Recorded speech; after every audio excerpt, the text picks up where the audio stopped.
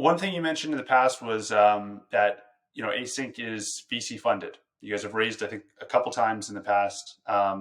What makes this VC model the right approach for ACINQ?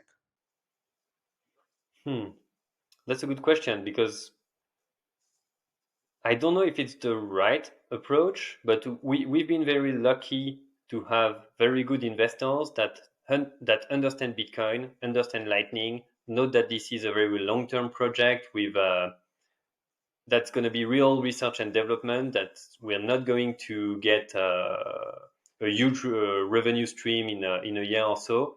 And we've been very lucky that our investors really support our mission and give us time to build, basically. And that's something that's really hard to find because most of the time, when you are VC funded, at some point people expect a lot of financial results to happen very soon. And that's why I'm not sure VC funding is the right solution for everyone because depending on who your investors are, it could potentially ruin your project if at some point they just force you to pivot and to do something else and to do something that you are not comfortable with or not something that you wanted to build in the first place. But we've been very lucky with our investors that this is not something that's happening, and I'm hoping it stays that way, and it's looking good for now. But I don't know if this is the right model for everything. But we didn't really have a choice. We didn't have any other model where we could have built such a project for a long time with a team of 8 people without getting enough revenues. So Right. Do you think there's room for other business models to exist, especially for like open source stuff? If you're building a Lightning implementation, I imagine there's not tried and tested models for this kind of work because, as you mentioned, it's a very unique style of work, and it doesn't have much precedent. Especially when you have this like collaboration and competitive dynamic between implementations. Um, is there anything on top of mind that you think you'd love to see someone try a different business model? Or any specifics that you think might have worked well if you could rewind and not take the VC approach? What other approach would you take? What things would you look for? I really don't know because we've been very lucky to have those investors.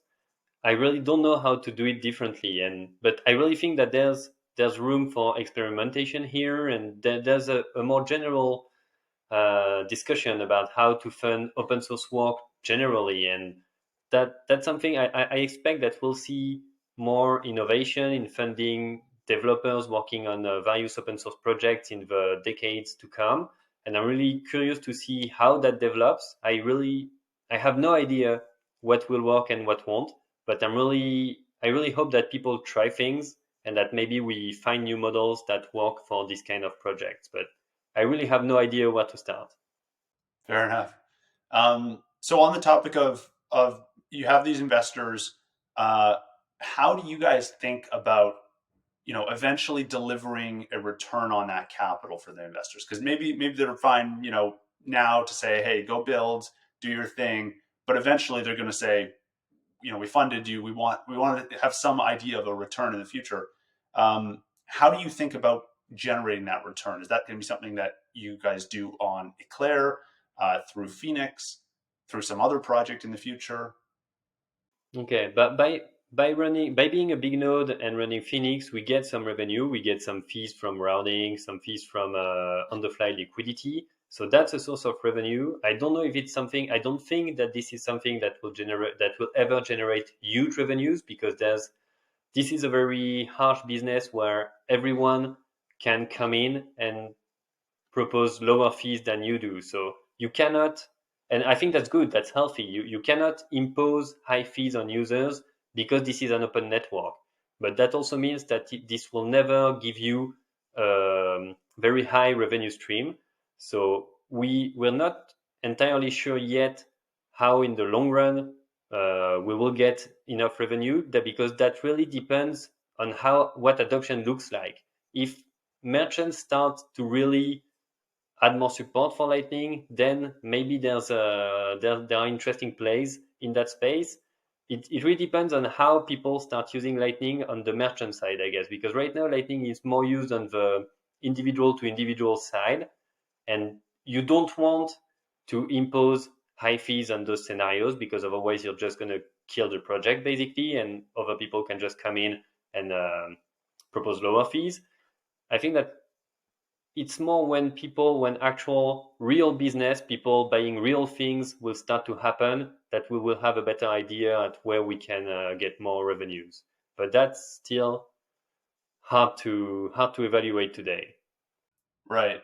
So the idea there is that maybe when merchants are more widely adopting Lightning, they may be less concerned about fees attached to a payment, and they may be more willing to pay a fee as merchants do today. Is that the idea? Or mostly that they will be ready to pay for software. They will be ready to pay for software that make their lives easier, that lets them receive payments easily, and they're going to be able to pay people who write that software. Whereas we don't want to make end users pay for the software, basically.